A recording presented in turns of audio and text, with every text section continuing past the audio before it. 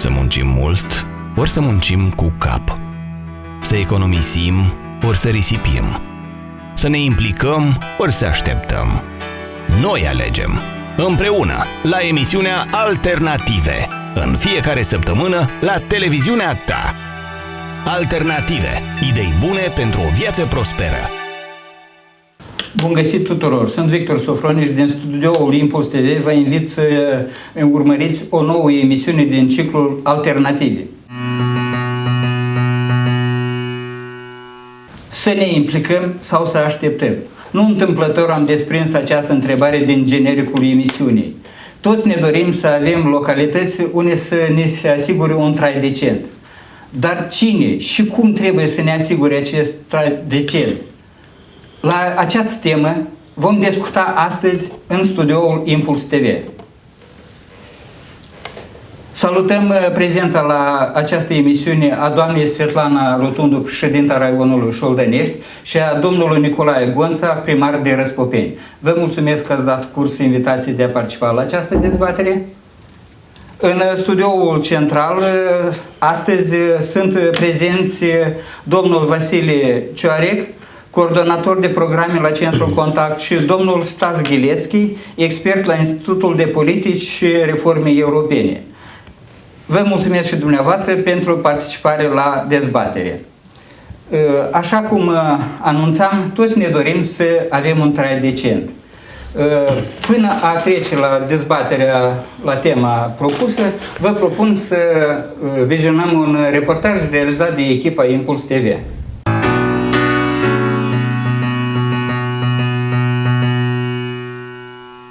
Fără susținerea administrației publice locale, ONG-urile nu ar fi reușit să realizeze proiectele lor comunitare. Este opinia mai multor președinți de asociații care recunosc că mizează pe ajutorul primăriilor. Este și cazul asociației Obștești Belagetica din satul Cobâlea, raionul Șoldănești. Grație conlucrării cu apele, organizație neguvernamentală a reușit să implementeze mai multe proiecte în teritoriu. Unul din proiecte a fost despre transparența decizională și implicarea femeilor în procesul de luare a deciziilor, pe care le-am realizat. Al doilea, unul foarte important, chiar cu ajutorul Guvernului Poloniei, care am făcut, este Parcul Tinereții Aleea Demnității, la fel împreună cu APL-ul.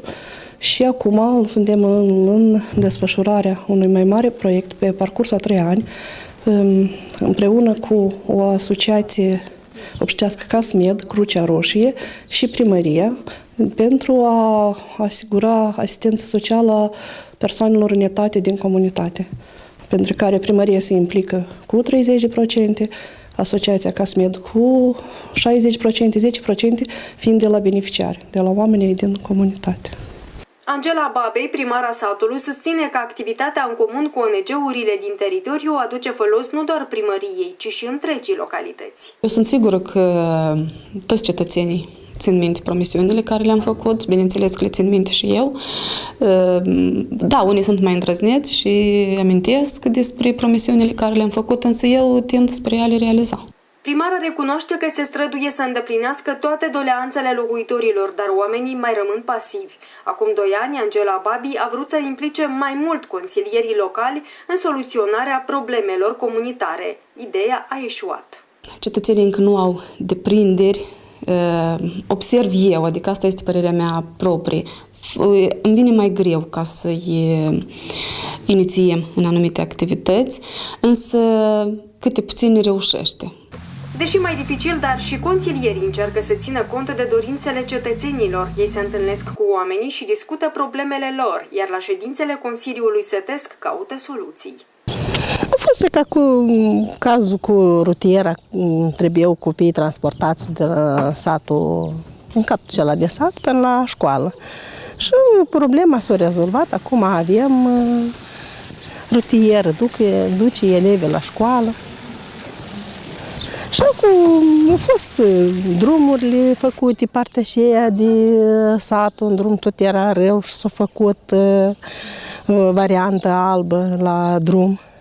Și care locuitori, dacă avem bani și dat din primărie, să facă lucrurile, cât de puțin, dar facem. văd cea mai mare problemă a timpurilor este că fiecare se străduie să depășească problemele de unul singur. Mai greu acceptă conlucrarea în echipă. Inițiativa civică este slab dezvoltată la noi în comunitate.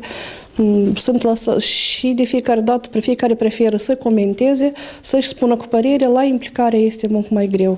După cum mi s-a spus la primăria Cobâlea, administrația publică locală împreună cu ONG-urile din sat a preconizat să implementeze alte câteva proiecte. Unul din scopurile acestor proiecte este implicarea oamenilor din sat în viața comunității.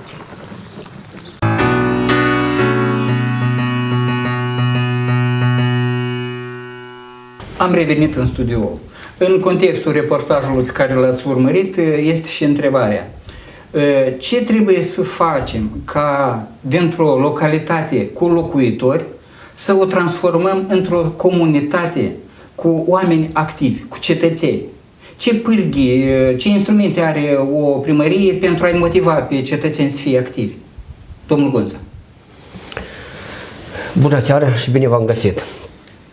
Pentru a informa oamenii, în primul rând, în localitate trebuie să existe o colucrare între cetățean și administrația publică locală.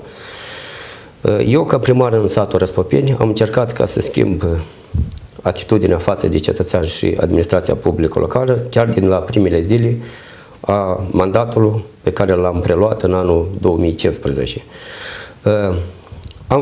S-au desfășurat multe activități pe teritoriul satului, însă una de bază, la momentul de față, care activează din 2015, avem crearea unui ONG pe teritoriul satului, numit Prudens, în parteneriat cu Casmedo și cu Helpegium Moldova.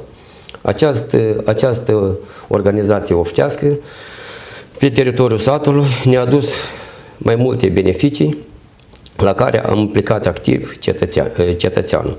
Cu suportul cetățeanului, pe teritoriul satului a fost amenajat un parc la care a ieșit la inițiativa persoanelor în etate ca să fie un model și un exemplu pentru tinerii.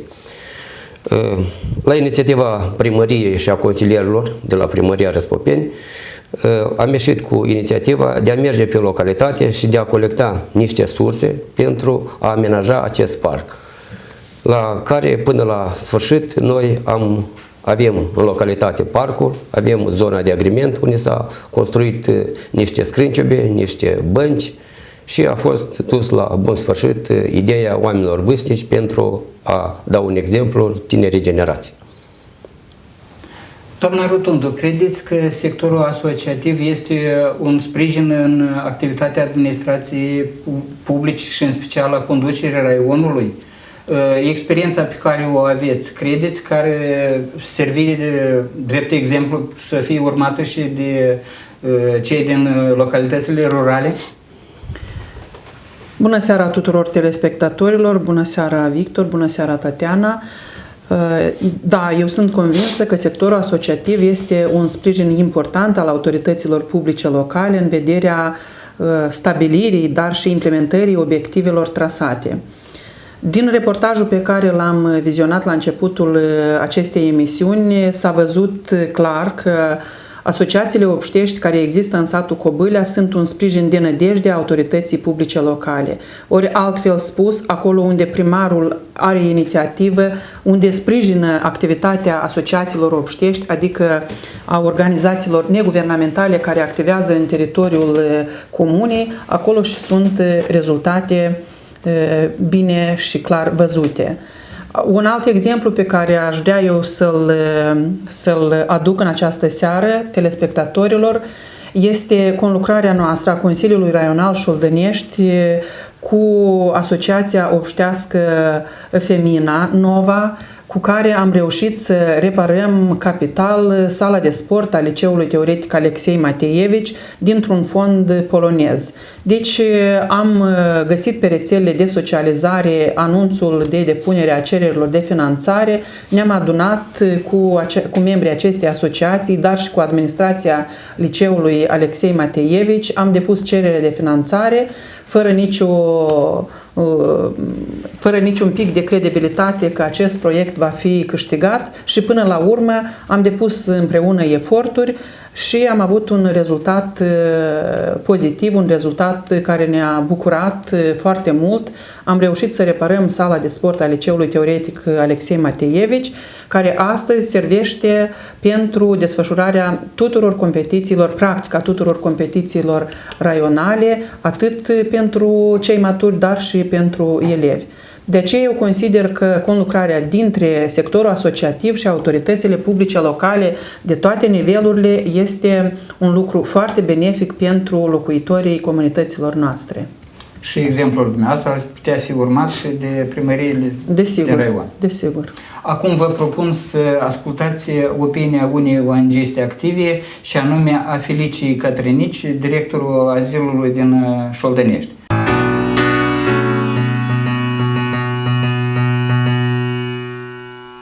Toate proiectele absolut le-am implementat și le-am derulat în parteneriat cu autoritățile publice locale și de nivelul 1 și de nivelul 2. Avem deja mai multe proiecte realizate, dar cele care cred că au avut un impact mai mare în societate ar fi crearea grupurilor de voluntari în orășel și proiectul care am realizat schimbarea integrală a ușilor și ferestrelor în azilul de vârstnici din orășel. Un alt proiect este proiectul de deservire socio-medicală la domiciliu a persoanelor vârstnice și care cu succes îl realizăm și în anul acesta. Un alt proiect care aș zice că are o continuitate din anul trecut este identificarea unui transport public în orășel, deoarece în urma sondajelor cu locuitorii orășelului s-a identificat că aceasta ar fi o prioritate, ar fi cea mai arzătoare problemă din oraș.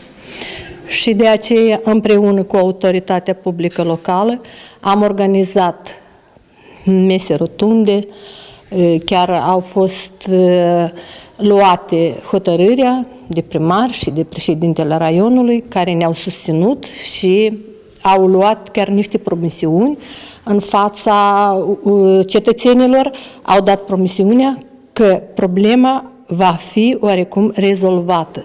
Se caută diferite modalități pentru a rezolva întrebarea. Și, evident, etapa a doua a proiectului, care acum deja este în derulare, cu asociația care implementăm proiectul, finanțatorul ne promite un grant de 5.000 de euro care îl vom putea folosi la cumpărarea transportului public. Și bine înțeles, aici, evident, iarăși, suntem în conlucrare cu autoritățile publice locale, care, dumnealor, trebuie în mod obligatoriu să vină cu contribuția care poate vedem cum mergem, ce transport identificăm, care vor fi cheltuielile necesare.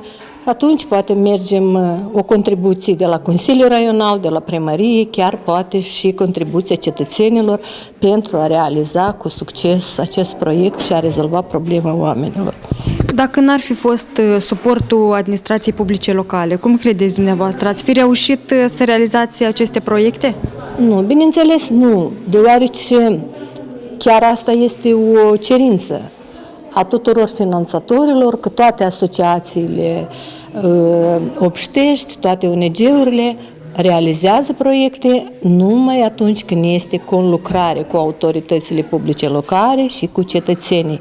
Se ține cont în orice proiect, se ține cont de doleanțele cetățenilor.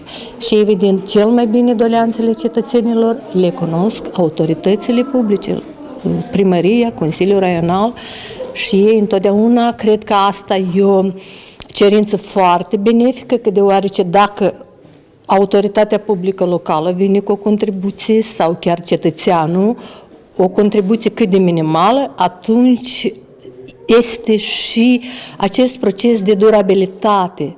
Omul păstrează mai bine ceea ce s-a creat, pentru că el simte că are o părticică din sufletul lui sau din a lor mijloace care le-au au adus aportul la realizarea acestor proiecte. Vine fiecare cu a lui părticică.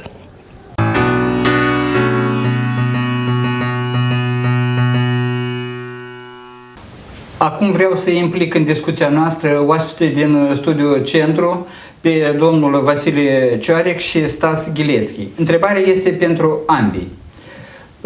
Cât de importantă și utilă este activitatea ONG-urilor în localitățile rurale și invers? Ce sprijin poate acorda administrația publică locală mișcării asociative a cetățenilor?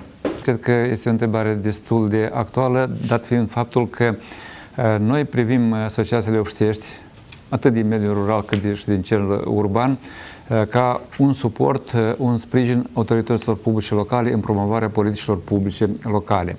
În proiectele pe care le desfășurăm, noi tindem să consolidăm atât capacitățile asociațiilor obștești din teritoriu, cât și ale autorităților publice locale pentru a conlucra în procesul decizional. Este foarte important, mai ales acum când primăriile au ieșit la alt nivel de dezvoltare a procesului decizional, acum când au apărut mult mai multe mijloace de a comunica cu cetățenii. Avem în vedere și rețelele de socializare, avem în vedere paginile web, adică primăriile ar putea să utilizeze aceste mijloace mult mai rațional. Și iată că ONG-urile anume sunt acele organizații care, datorită facturii lor, ar putea să ajute să sprijine autoritățile publice locale în promovarea acestor instrumente noi de comunicare cu cetățenii. Sunt absolut de acord cu ceea ce a fost afirmat mai sus și consider că societatea civilă locală și cetățenii pot contribui enorm de mult la asigurarea dezvoltării sustenabile a teritoriului din care fac parte. Pentru că un element pe care l-am observat noi în ultimii ani este că autoritățile publice locale nu întotdeauna dețin adevărul absolut și nu întotdeauna știu cum cel mai bine să rezolve aceste probleme.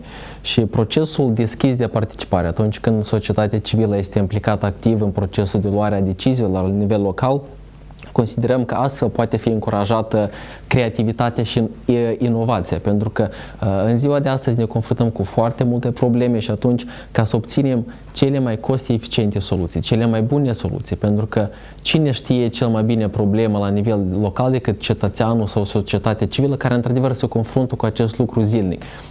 Deseori funcționarii petrec mai mult timp în birou și atunci, ca să înțelegi exact care este problema cu care se confruntă cetățeanul, atunci este nevoie să-l implici pe el personal ca să discuți cu el și atunci poate și el are anumite idei cum se dezvoltă, cum se rezolvă o problemă cu care se confruntă comunitatea locală. Indiscutabil, experiența acumulată joacă un rol important. Domnul Cioarec, domnul Ghileschi, spuneți-ne, vă rog, ce am putea învăța din experiența statelor cu democrație avansată la capitolul implicării cetățenilor în soluționarea problemelor comunităților rurale, în special? Știți, încă vreo 10-15 ani în urmă, atunci când s-a deschis, să spunem așa, s-au deschis granițele și cetățenii noștri au început să circule și să vadă cum se lucrează și cum se trăiește în alte părți. Cetățenii au observat că practicile de lucru ale autorităților publice locale din țările europene, din Statele Unite, sunt absolut altele și sunt absolut în folosul cetățeanului. Și această experiență, de fapt, cu încetul a început să vină și în Republica Moldova. Când le povesteam primarilor noștri că la consiliile locale dintr-o țară din Europa cetățenii participă, vin și asistă la ședință, sau vine un cetățean cu o cameră de luat vederi și filmează ședința, lor nu venea a crede și ei credeau că asta este, de fapt, este o exagerare. Cum așa să vină oricine la ședința Consiliului Local?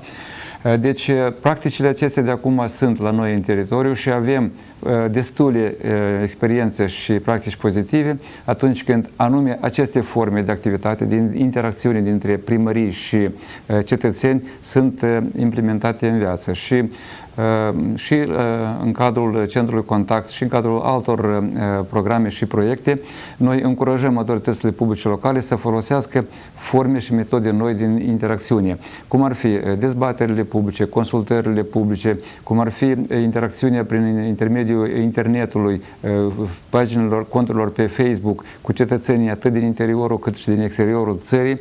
Deci sunt metode noi care primăriile cu drag le îmbrățișează, dar cu părere de rău, capacități atât instituționale cât și profesionale pentru autoritățile publice locale încă sunt insuficiente. Și asta ar fi un impediment în această activitate. Aș adăuga aici tot în această ordine de idei și modul de organizare a consultărilor publice, pentru că deseori am participat și eu la ședințe în care am venit și nu se știa exact care este obiectivul acestor consultări publice sau care trebuie să fie produsul final, care este scopul că am organizat această consultare publică. Pentru că în Republica Moldova deseori cetățenii nu doresc să participe pentru că ei nu văd care ar fi valoarea adăugată. Deseori documentele care sunt puse spre consultări deja sunt la o etapă foarte avansată și atunci cetățeanul nu vede cum ar putea el să contribuie. Primăria nu îi oferă anumite alternative de soluționare a problemei și, într-un fel, cetățeanul nu vrea să participe la anumite consultări care să fie doar pentru bifă că acest document a fost consultat. Deci trebuie să lucrăm și să învățăm de la vecinii noștri anume cum se organizează aceste dezbateri, cum putem să implicăm cetățenii. Atunci când prezentăm documente de politici, să venim cu o minte deschisă și să nu venim că aceasta este soluția agreată de primărie și noi nu o mai putem modifica. Să fie această posibilitate dată cetățenilor să se expună. Și un alt element la care aș vrea să atrag atenția este totuși calitatea documentelor care sunt puse în discuție. Pentru deseori politicile publice în Republica Moldova sunt elaborate fără să fie bazate pe anumite studii, cercetări și atunci, din nou, acest lucru știrbește foarte mult din calitate și cetățeanul nu dorește să se implice. De aceea cred că sunt, așa cum a fost menționat, să îmbunătățim capacitățile instituționale ale primăriei, ca modul de organizare a acestor să fie într-adevăr o valoare adăugată, să știm clar care este scopul, obiectivul și documentele pe care le elaborăm să fie bazate pe anumite studii și cercetări, nu pentru că noi sau altcineva a considerat acest lucru. Ziceam mai devreme că este dificil a-ți conjuga eforturile în soluționarea unei probleme în cadrul unei comunități. E mai dificil de a lucra la realizarea unui proiect comun pentru mai multe sate și orașe. Cu un exemplu în acest aspect vine echipa din studiu Centru care a realizat un reportaj.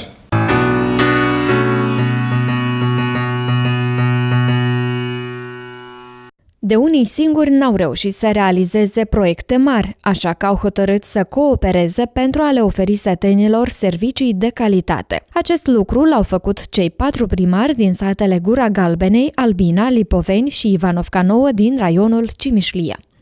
Uitându-ne în strategia de dezvoltare social-economică a statelor noastre, peste tot auzăm unul și aceleași voci că doresc tot să avem sate curate, sate lipsite de gunoi și neautorizate.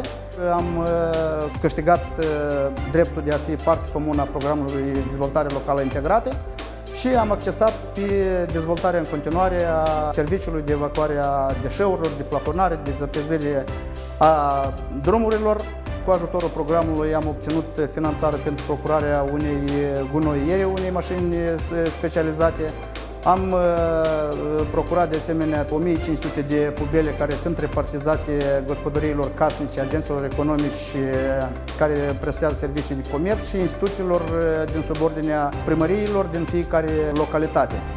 Beneficiile care sunt pentru primărie și pentru toți localii și comune Albina. Deci un sat curat, fără de gunoiște, neautorizate, cu fântâni nepoluate, iarna dacă o să trebuiască de dezepezit, ar să fie de la întreprinderea dată, tehnica specială care ne-a ajutat pentru a dezepezi la timp. Acum satele sunt mai curate, iar locuitorii se bucură de faptul că dorința lor s-a materializat. De când a început să strângă gunoiul cu mașină, de curățenie se observă prin sat, chiar prin Mahala.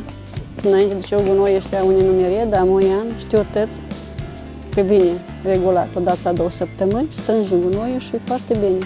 Odată în 2 săptămâni e destul de normal și destul de bine. Poate e un scăpa, cum spune, și toate râușoarele astea care avem prin sat și fiecare, cum spune, duce unde el duce, unde se gânde el și duce gunoiul, dar acum e normal. Pentru că multe primării nu își pot permite să inițieze proiecte mari, legislația Republicii Moldova le oferă autorităților posibilitatea să lanseze proiecte intercomunitare.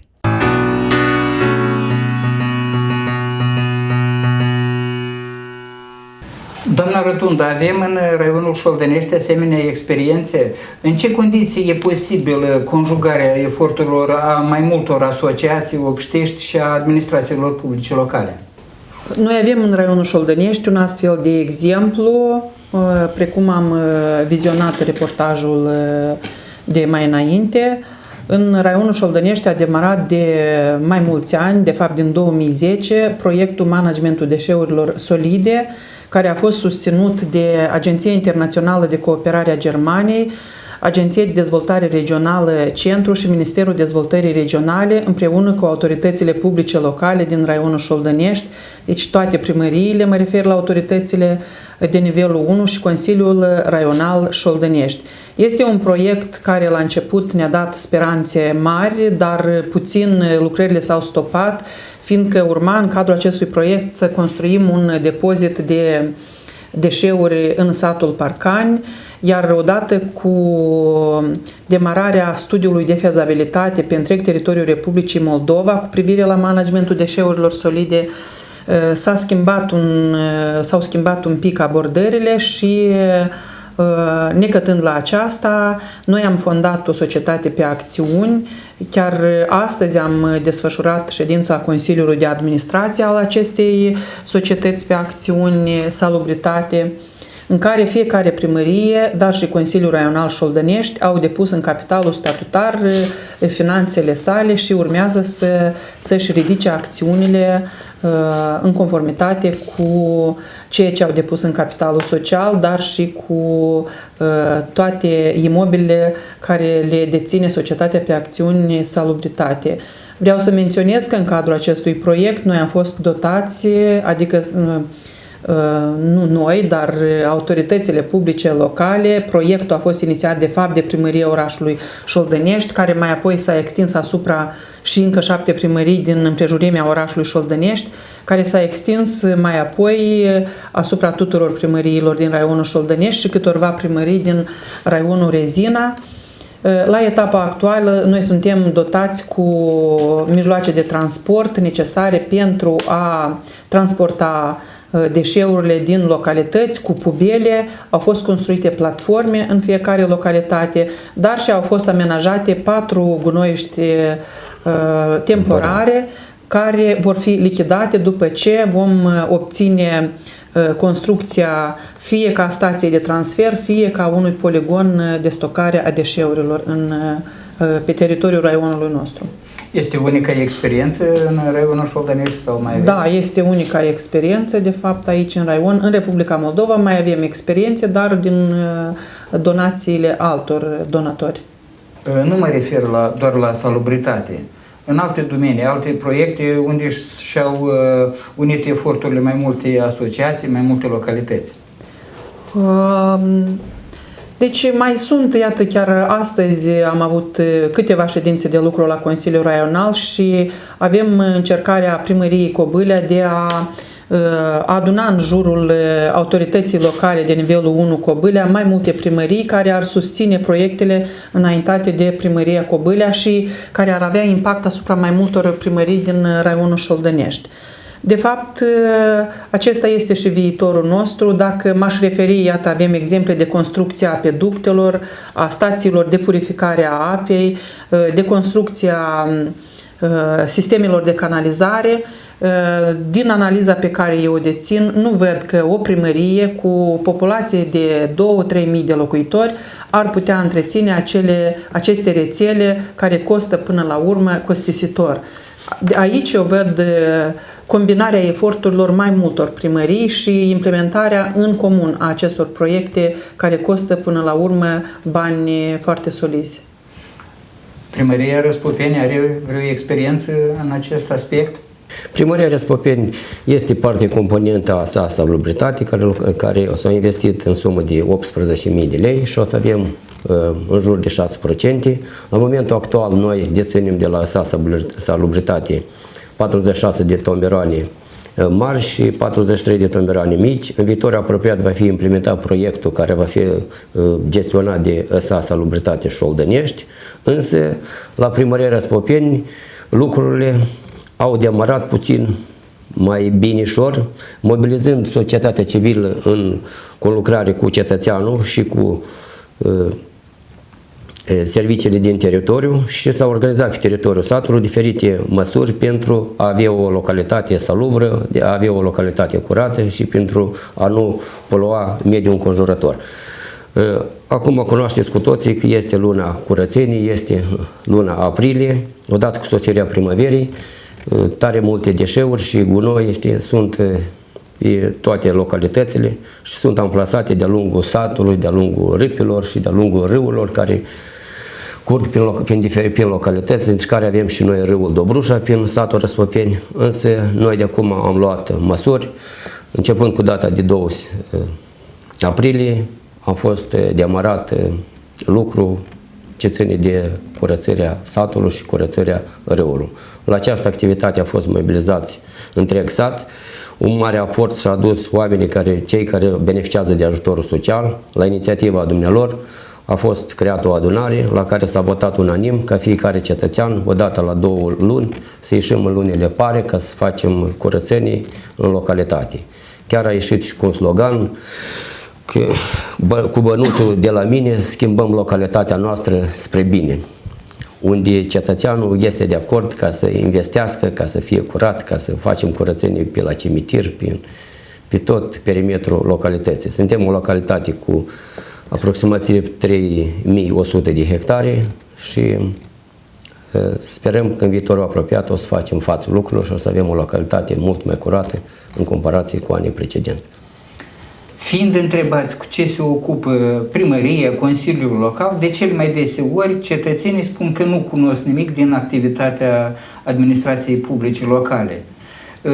Cine trebuie să asigure transparența activității APL-ului? De alte primării nu pot spune, dar ce ține de Primăria Răspopeni, noi avem pe teritoriul satului Răspopeni amplasate 3 panouri de informații, la care se afișă toate informațiile ce se ia la ședințele Consiliului. La ședințele Consiliului sunt transparente, sunt libere, oricare cetățean poate să vină ca să participe la o ședință. Plus la toate acestea, oricare decizie care este scoasă la ședința Consiliului este anunțată cetățeanului. Ele sunt aplasate pe panouri, cum am spus mai devreme, și totodată, cum sunt implementate, oamenii trebuie să cunoască despre ceea ce se vorbește în localitate, despre ceea ce și decizii se iau la ședințele Consiliului, chiar și merge vorba o decizie proaspătă ce ține de împășunarea pășunilor. S-a scos o decizie, oamenii erau deprinși ca pe timpuri ca să scoată animalele ieșind odată după luarea zăpezii, însă acum oamenii au înțeles că este decizia Consiliului. De unde au știut că este această decizie? Aceasta a fost anunțat de către primărie, există o colucrare între cetățean și primăria satului Răspopeni, la un nivel foarte înalt. Secretul conlucrării? Se lucrează pe fiecare mahală aparte. La început oamenii au scos animalele, însă am mers personal în locurile unde se adunau animalele și i-am anunțat, i-am adus la cunoștință că începând cu data de 10 aprilie, oamenii se vor putea scoate animalele și terminând la data de 20 noiembrie, dumnealor o să fie nevoiți ca să-și oprească animalele ca să fie la timp de iernare. Dacă despre activitatea primăriei, a Consiliului Sătesc, oamenii pot afla din panourile care sunt acolo în preajmă, după cum spune domnul primar, cum pot afla cei de la Pohoarnă ce face Consiliul Raional la Șoldănești? Din 2008 lucrează legea cu privire la transparența în procesul decizional, conform căreia autoritățile publice locale sunt obligate să-și facă activitatea lor transparentă. În acest scop, Consiliul Raional Șoldănești publică toată informația pe pagina web a Consiliului Raional, pe alte pagini de socializare, cum ar fi Facebook.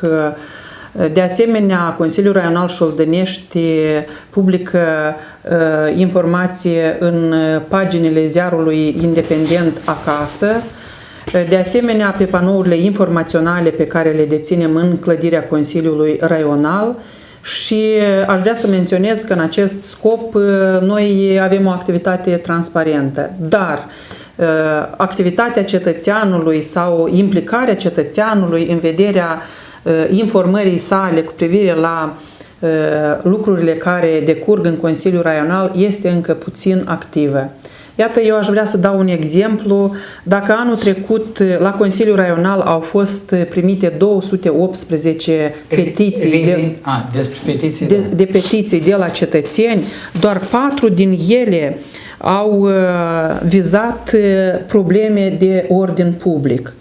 Deci majoritatea cetățenilor țin de rezolvarea problemelor personale.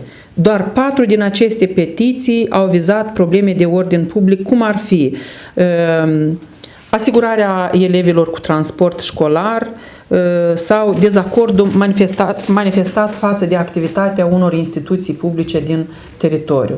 Pe timpul știu că se practica deplasarea echipii Consiliului Raional în localitățile rurale.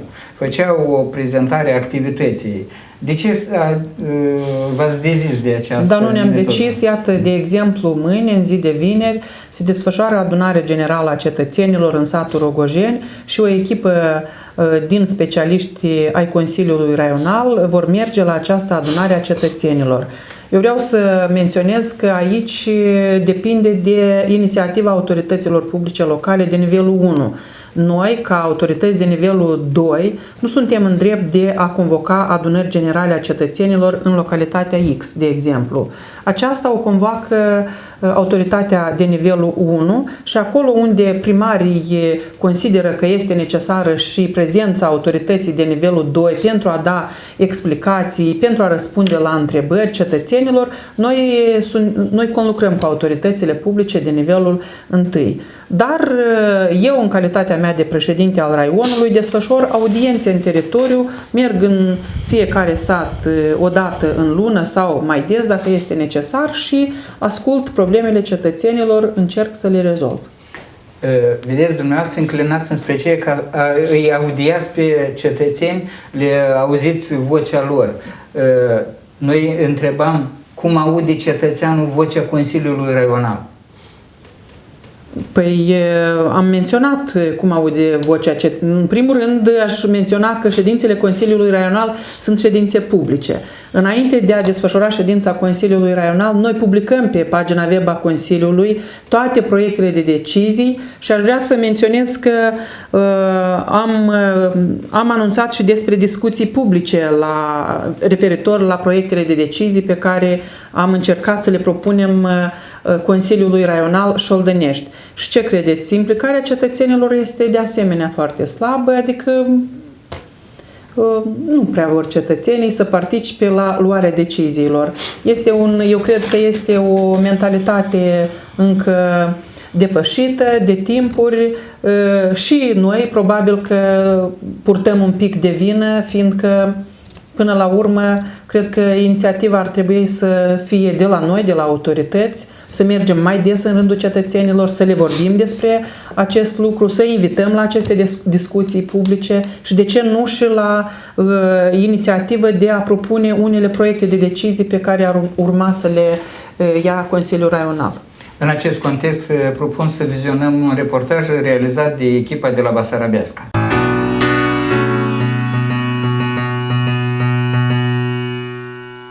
Conform articolului 17 din legea privind administrația publică locală, ședințele Consiliului Local sunt publice, iar orice persoană interesată poate asista la ședințele Consiliului. Localnicii au dreptul de a participa în condițiile legii la orice etapă a procesului decizional. De asemenea, pot avea acces la informațiile privind bugetul localității și modul de utilizare a resurselor bugetare, la proiectele de decizii și la ordinea de zi a ședințelor Consiliului Local și ale primăriei. Tot cetățenii pot propune inițierea elaborării și adoptării unor decizii. Pot prezenta autorităților publice locale recomandări în nume propriu sau în numele unor grupuri de locuitori ai colectivităților respective, privind diverse proiecte de decizie supuse dezbaterilor. Toate aceste lucruri sunt permise de lege, însă în orașul și raionul Basarabeasca, oamenii nu sunt prea activi și nu se prea implică în procesul de adoptare a deciziilor de către autoritățile publice locale. Singurul care este prezent la fiecare ședință a Consiliului Orășenesc și Raional este Petru Scutari. Particip la ședințele Consiliului Orășenesc pentru că sunt consilieri care nu înțeleg pentru ce au fost aleși de popor și care votează anume împotriva orașului nostru, parcă nici n-ar trăi aici. Consilierii orășenești au păreri împărțite referitor la prezența localnicilor la ședințele Consiliului. În opinia dumneavoastră, comunitatea trebuie să participe în procesul decizional al autorităților publice locale? Sigur că da, e foarte bine că astăzi au fost mulți oameni. În primul rând, din punct de vedere informațional. Oamenii care au fost la ședință vor duce informația mai departe vecinilor, rudelor, cunoscuților. În al doilea rând, un pic îi disciplinează pe consilierii noștri, care trebuie să examineze materialul ședinței și să gândească. Cred că nu, dar dacă da, atunci să stea aici și să tacă, să nu intervină cu obiecții sau să râdă. Asta nu e frumos din partea lor, ne încurcă să lucrăm. Cred că trebuie să participe până la ședință. Când sunt situații conflictuale, noi invităm părțile interesate la ședințele Comisiei de Profil, care examinează preliminar aceste chestiuni, care apoi se înaintează la ședință. Un alt aspect ar fi ca prin intermediul BAS TV primăria să informeze oamenii despre ordinea de zi. Atunci oamenii vor cunoaște mai detaliat chestiunile și vor participa la comisiile de specialitate. De când există televiziunea și radioul în raion, autoritățile locale niciodată nu s-au adresat cu rugămintea de a fi difuzată informația cu privire la ședințele preconizate. Anul trecut, primarul și o parte din aleșii locali au încercat să facă ședința publică pentru toți locuitorii orașului, însă fără rezultat.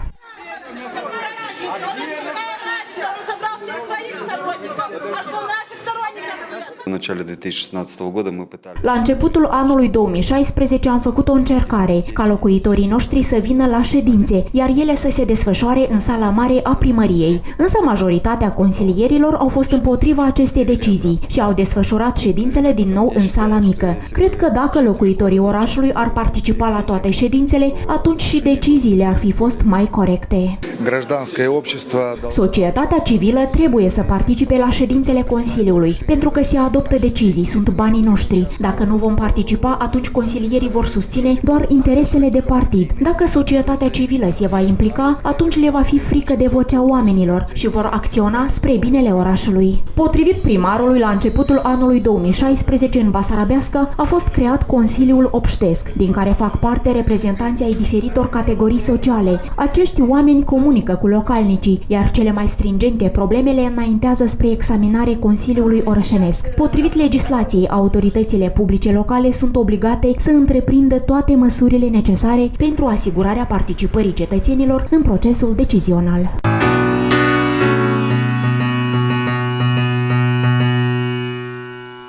Domnul Gonța, sunteți la primul mandat.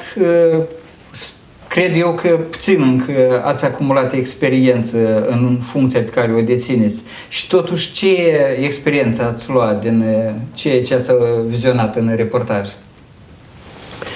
Din reportajul de mai devreme s-a luat experiență că, într-adevăr, cetățeanul trebuie să fie participant la oricare ședință, la oricare proces decizional, ce ține de localitate, ce ține de implementarea bugetului, ce ține de a unei decizii de a repara niște drumuri, de exemplu, care a diferitor volume, de diferitor obiecte ce necesită diferite reparații curente, chiar și reparații capitale.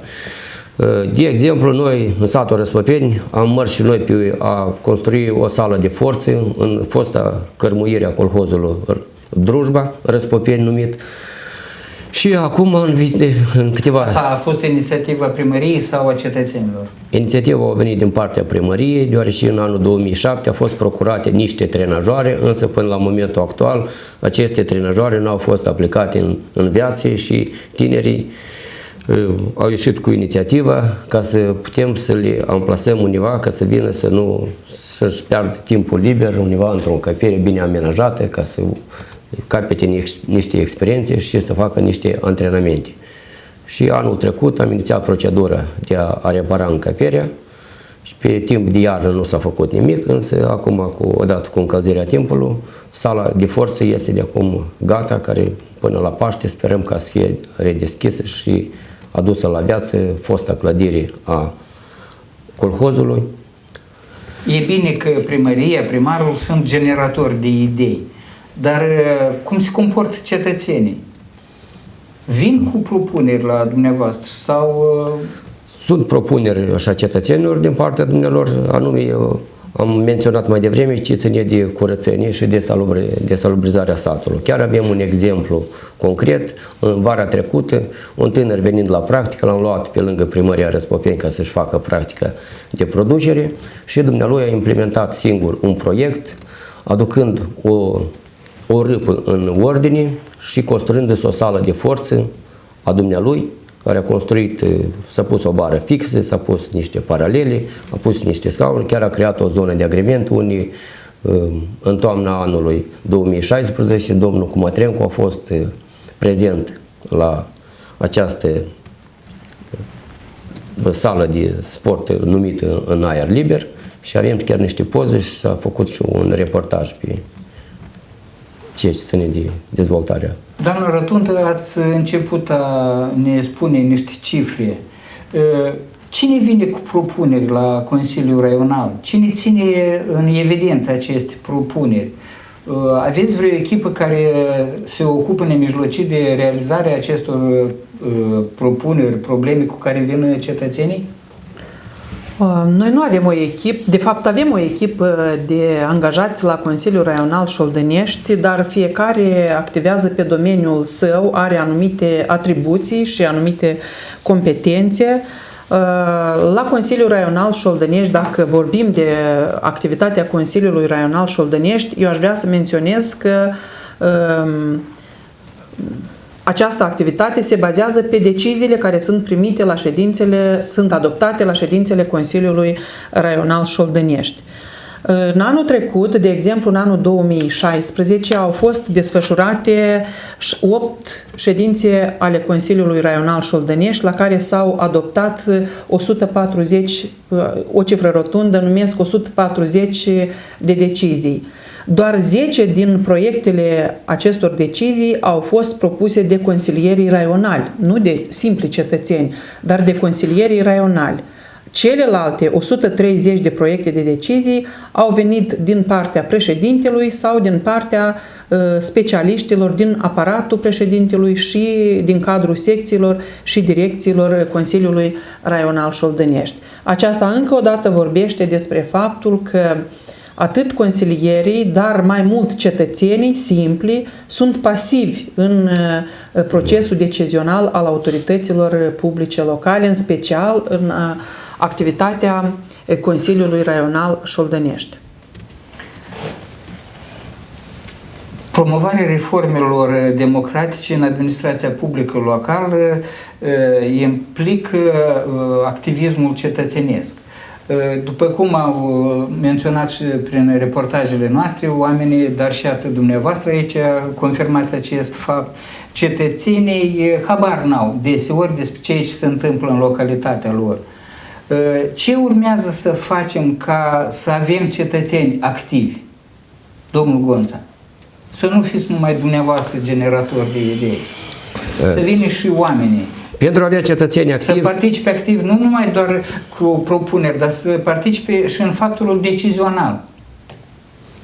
Pentru a avea cetățenii activi, mult depinde și de componența Consiliului și cine sunt membrii Consiliului. Dacă în echipa de consilieri este o echipă bine formată și nu este împărțită pe criterii de partid și lucrează toți pentru localitate sau pentru comunitatea respectivă, precum și avem noi la Răspopeni, atunci sunt și rezultate. Consilierul la mine în localitate, de exemplu, el lucrează în interesul cetățeanului. La noi consilierii sunt repartizați prin fiecare mahala. Noi am căpătat o experiență, am fost în satul Băhrinești, Reonul Florești, am fost în vizită unde este o primărie cu 12 primari. La inițiativa Helpegiu Moldova și în parteneriat cu Casmedu ne-a făcut o vizită la Băhrinești, unde într-adevăr acolo nu consilierul este primarul, în fiecare mahala au câte un primar și satul așa se numește, satul cu 12 primari. Noi am preluat experiența lor și noi am întărit fiecare consilier ca să fie responsabil de o anumită porțiune de drum sau pe un segment acolo amplasat, unde se află chiar și în preajma casei dumnealui sau în preajma care duce povața și duce informația la fiecare cetățean acasă, întâlnindu-se zi de zi cu dumnealui și vine cu ideea și cu întrebările care sunt discutate și la Consiliu. La următorul Consiliu, adică întrebările sunt colectate din localitate, care sunt pe parcurs de acum discutate la ședința Consiliului lărgit. De ce ești întrebat și dumneavoastră, doamnă președinte? Eu cred că pe acest subiect noi trebuie să muncim mai mult pentru a implica cetățenii în implementarea proiectelor care ne propunem, iar după aceasta cred că o soluție ar fi contribuția fiecărui cetățean, inclusiv și contribuția financiară, la implementarea anumitor proiecte în localități. Indiferent ce proiect, fie că este apeduct, fie că este un sistem de canalizare, fie că este iluminat stradal, și atunci când cetățeanul va simți personal că a contribuit și el la implementarea acestui proiect, de exemplu la un proiect de salubrizare a localității, atunci el va deveni conștient că doar cu implicarea lui, inclusiv și implicarea financiară, s-a realizat acest proiect și va avea grijă ca satul sau mahalaua lui, drumul pe care îl pășește în fiecare zi, să fie mai curat, să fie mai aranjat, să fie mai frumos. Atât în reportajele noastre, cât și dumneavoastră ați confirmat că cetățenii manifestă pasivitate în activitatea administrației publice locale, motivând că ar fi ignorați și de primar și de consilieri. La rândul lor, primarul și consilierul spune că cetățeanul nu vrea să se implice. Această întrebare, cum găsim ieșirea din situația creată? Această întrebare o adresez oaspeților din studioul Centru. Aș începe cu aceea că ar trebui să ajutăm autoritățile publice locale să-și constituie cadrul regulatoriu intern, astfel încât acest cadru regulatoriu să corespundă rigorilor legii. Noi avem o legislație, s-ar părea că bună în domeniul transparenței, accesului la informație, dar la nivel local aceste prevederi legale nu sunt transpuse în viață și nu sunt transpuse în documentele regulatorii din teritoriu. Un simplu exemplu, în legea privind transparența în procesul decizional este menționat că autoritățile publice la nivel local vor elabora reguli interne de asigurare a procesului de consultare. Și iată că dintr-o 100 de primării, dacă găsim 10-15 care au elaborat așa document în care să fie foarte clar stipulat cine, când, cum, în ce modalitate organizează consultarea cetățenilor. Mai mult ca atât, nici cetățenii nu cunosc faptul că ei pot să se implice, nu cunosc formele de implicare în procesul decizional și de aceea nici nu cer de la autoritățile publice locale ca acestea să exercite sau să pună în aplicare prevederile legale.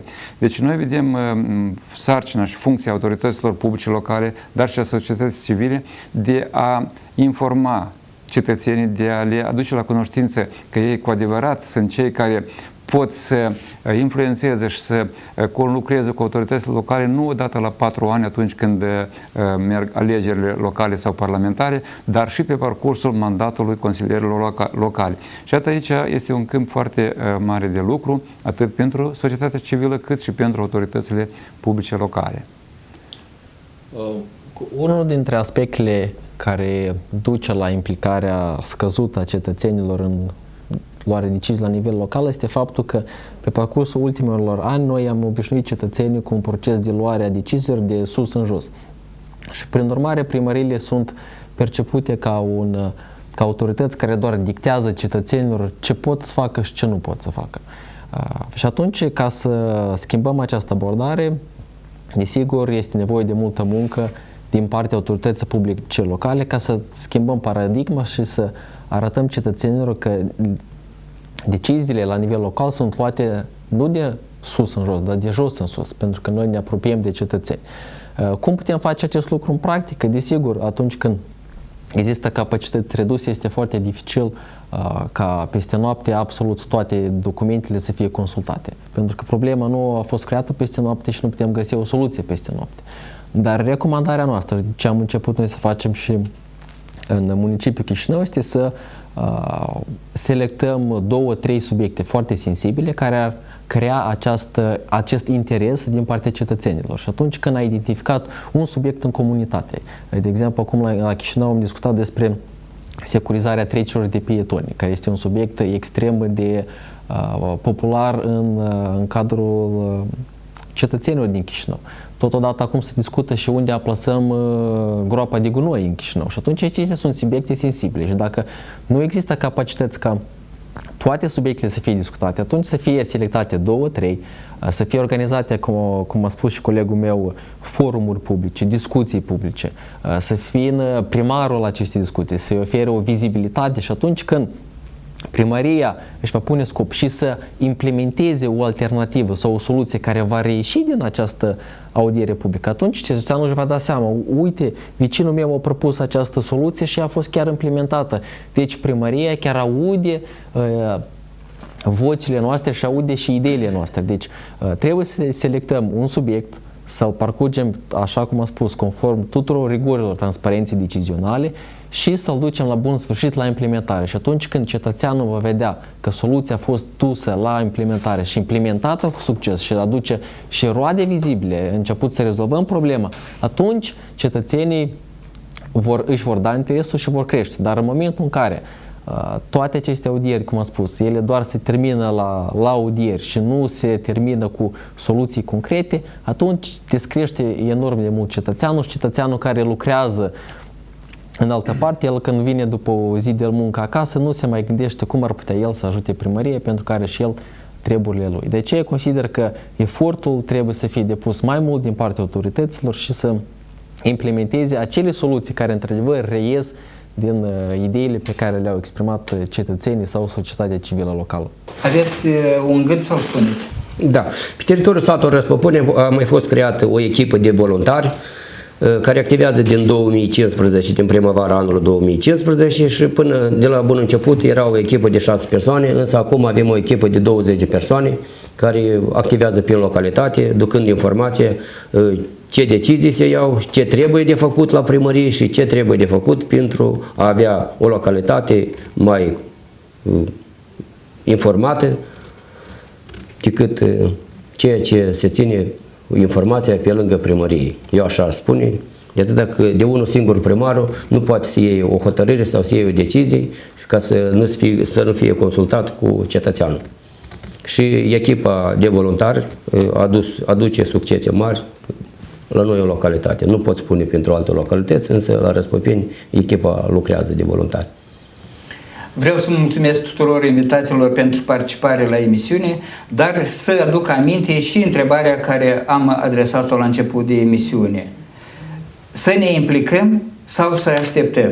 Dumneavoastră va aparține decizia, dar fiți de acord, doar atunci când ne vom implica cu toții, vom avea și localități mai frumoase, vom avea și un trai mai decent. Am fost eu, Victor Sofroniu. Până la noi, revedere! Să muncim mult, ori să muncim cu cap. Să economisim, ori să risipim. Să ne implicăm ori să așteptăm. Noi alegem.